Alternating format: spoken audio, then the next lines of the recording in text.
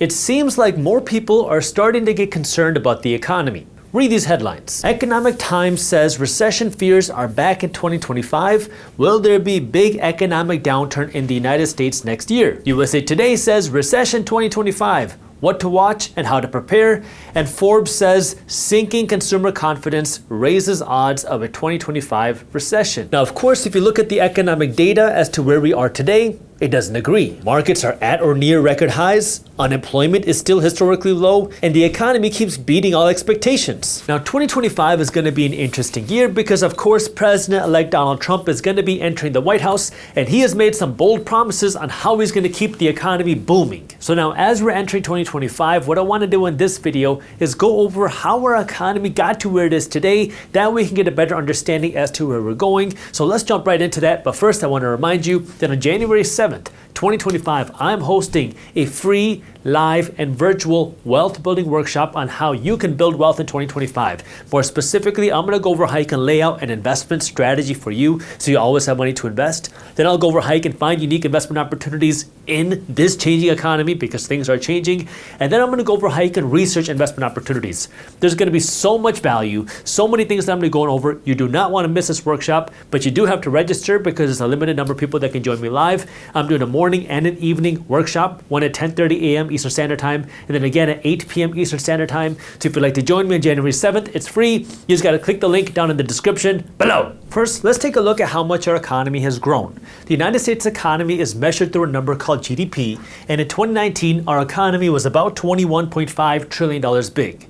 In 2024, at the time of recording this video, it's estimated to be $29 trillion. This means that our economy, our GDP, grew by around 35% over the last 5 years. Now let's compare that to the growth of the national debt here in the United States because the United States government is spending more money than they generate from taxes, which is why we have such a large national debt. In 2019, the United States government carried $22.7 trillion worth of national debt. At the time we were recording this video, at the end of 2024, it's about $36.3 trillion of national debt, which means our national debt over the last 5 years has grown by 59%. But now let's compare this to the growth that we have seen in the stock market, more specifically the S&P 500, which is just a group of the 500 largest companies in the stock market. In 2019, the S&P 500 was at around 3,200 points.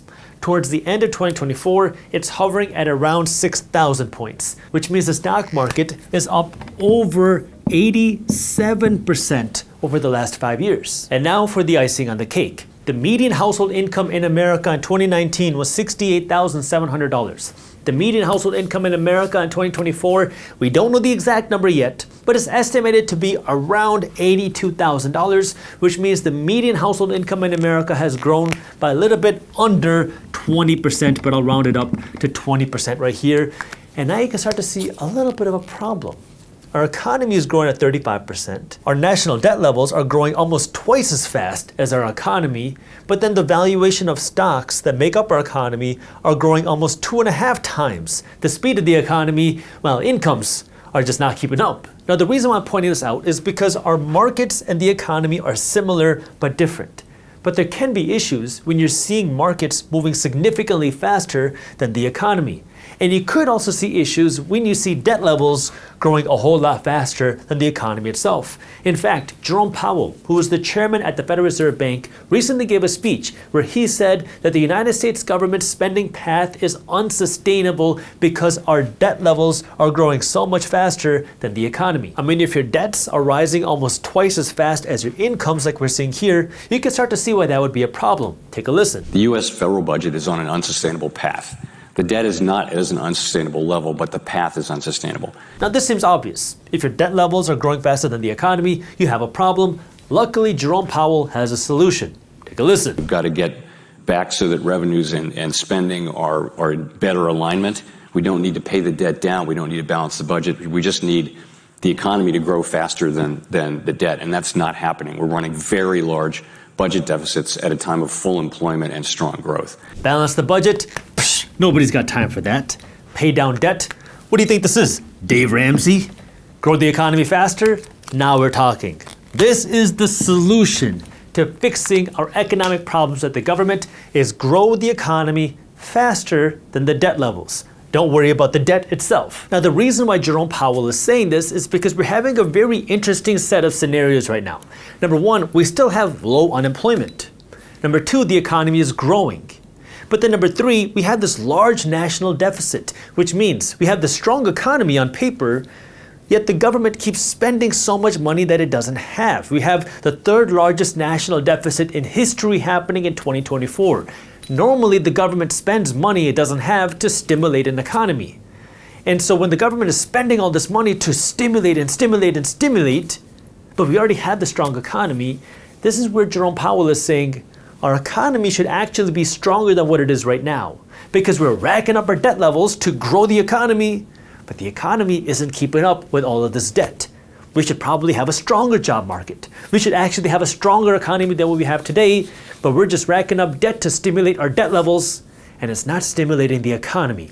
That's what Jerome Powell is saying is unsustainable. Now, just a crash 30-second course on our economy. I've been talking about GDP. GDP is a measure of how big our economy is, but this GDP is a measure really of all spending that happens in our economy. Because when you spend money at Chipotle or Gucci or wherever, that is spending that happens in our economy, and that grows the economy. Now, the largest spender in the economy is not you and me, it's not individuals. It's not businesses like Amazon or Tesla. It's the United States government. Government spending is a part of the GDP because when the government spends money to build a bridge or to hire teachers or to hire police officers, this is somebody's salary. This is some business's contract, and that's what also helps to grow the economy. So the government has been increasing GDP by racking up this deficit spending. Deficit spending is spending money that they don't have, meaning the government has been spending a lot of debt, which is growing the GDP, but the problem is the GDP isn't growing fast enough to keep up with the debt because like we can see right here, our debt levels are rising much faster than the economy. Now, there are two schools of thought here, and I want to make sure I'm very transparent that you understand the different ways people look at this. One school of thought is that this is a problem. Having high debt levels with an economy that's not keeping up is a problem. The other school of thought says that a high national debt doesn't mean anything because it's a fiat currency, so you might as well rack up your debt levels to continue stimulating the economy because that's going to keep unemployment low. Now, this is where I want to give you a little disclaimer. I'm not a financial advisor. I'm just a random guy on YouTube. And normally I try to keep my opinions out of the videos because I want to keep things unbiased, but this is where I think it is very dangerous to believe, my opinion, but I believe it's very dangerous to believe that growing your national debt levels without worrying about these debt level problems is a big concern. Why?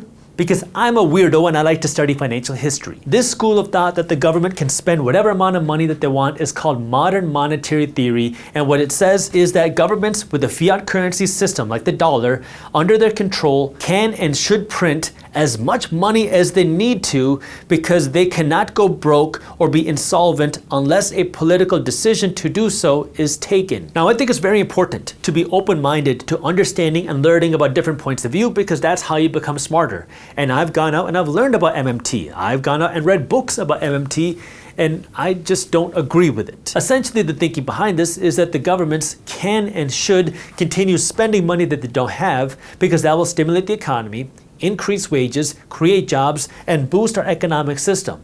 But the problem is, when you study history, you can start to see the problems when you do that. What do I mean? Well, we can take a look at Zimbabwe's hyperinflation problems. We can look at Iran's inflation crisis. We can look at Haiti's hyperinflation crisis. We can take a look at Venezuela's hyperinflation crisis. And of course, everyone's favorite, the Weimar Republic hyperinflation crisis and economic collapse. And that's just to name a few, so we don't get too distracted in this video. But what we do know is that while history doesn't exactly repeat itself, it does rhyme. And while the exact fact pattern is a little bit different in each one of these countries, but the same theme has happened, where a government printed a lot of money, which created an economic boom because now people had jobs, wages were rising, and the economy was growing because the government kept spending and spending and spending this money, this currency that they just kept printing.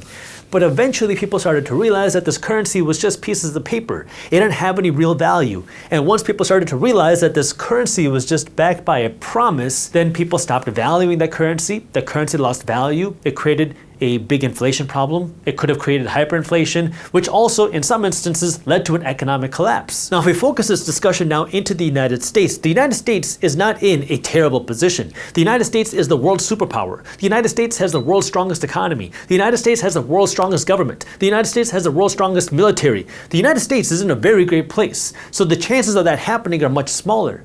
However, we have seen the same fact pattern play out that if you spend too much money, you could have problems. You have to face the consequences. Are we in that position today? No, absolutely not. The United States government is in a much stronger place than many other economies are in the world. But we don't want to get to that place. I mean, let's not forget that the United States dollar only became the world's reserve currency back in 1944. Before that, it was the British pound, which was the world's reserve currency, which started in the 1800s. Before that, it was the Dutch guilder, which was the reserve currency, which started in the 1700s. We have seen major strong economies rise and fall due to spending too much money when you don't have an economy that's supporting all of that money printing. So now let's tie this video all together because we took a little bit of a tangent talking about money theory and talking about money history.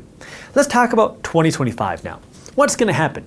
And really, there's a lot of uncertainty because some people are saying that Trump's economic proposals are going to explode the national deficit and they're going to make the national debt a whole lot higher. Other people are saying that Trump's new proposals with things like Doge are going to reduce the national deficit and maybe even start paying down the national debt. What's going to happen? We don't know.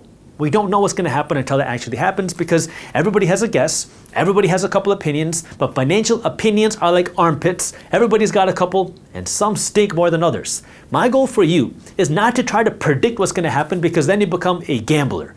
We don't know what's going to happen next year. We don't know if we're going to see a recession or if the economy is going to boom. We don't know if the stock market is going to boom or if it's going to crash. Nobody knows. And when you try to time the market, well, you're playing a high risks game. You can make a lot of money, but also lose a lot of money. Instead, what you want to understand is how you can build wealth no matter what's happening. And this is by creating your own investment strategy. Now, this is what I'm going to be going over on January 7th in my workshop. I have that link for you down in the description, but you have to know your strategy.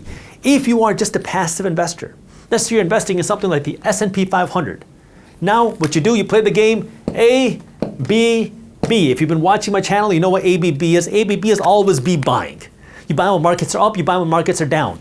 When markets fall down next, because we will see a market crash, we will see a recession. When? I don't know. We've seen 16 recessions over the last 100 years. We have another one coming, I don't know when. But when we see the next recession, people are going to be blindsided. They're going to say, Jaspreet, the economy is crashing. What do? You always be buying. That's the way that you win. We've seen markets go up and down, yet the stock market has boomed year after year after year, decade after decade after decade. That doesn't mean markets always go up. That means they go up over the long term. So if you want to take advantage of that, be a passive investor. You just do ABB. When markets go down, when people are losing their minds, just stay calm, ABB. Just remember this because when markets go down, you're going to panic. You might freak out because everybody's talking about how the economy is going to collapse for whatever reason. There's always a different story, but it's the same kind of backbone, ABB. Now, if you want to be a little bit more involved and you want to look for individual things to invest in, you want to look for more niche opportunities, great. It's more risk, more potential return. But you have to know how to do the research. How do you find those opportunities? How do you do the research? How do you analyze the stock? Again, I'll be going over this on January 7th, but this is where I want you to start investing time into your financial education. Start learning about how do you actually analyze an investment. Maybe you want to invest in real estate. Maybe you want to build a business. Maybe you want to invest in startups. Read books on it.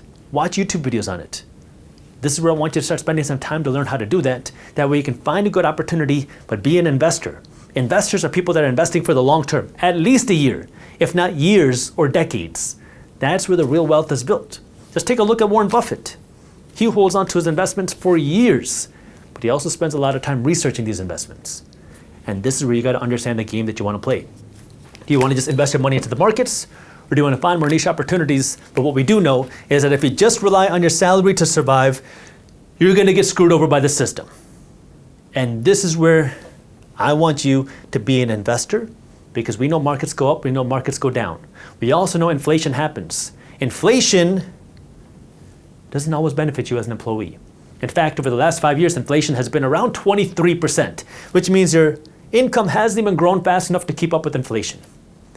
This is why I want you to be an investor. Our economic system is designed to benefit investors. You have to be an investor. We will see market ups, we will see market downs, but you need to know how do you win despite what's happening. You need to know how do you win over the long term, whether markets are up and down. That's where the real wealth is built. This long-term debt cycle, if it happens every 50 to 100 years, you might only live through one. We've seen how these short-term debt cycle recessions work. We saw it happen with 2008 with the Great Financial Crisis. So the question you're going to naturally have is, where are we on this long-term debt cycle now? Back in 2019, Ray Dalio said that we are very late in this debt cycle. So what does very late mean?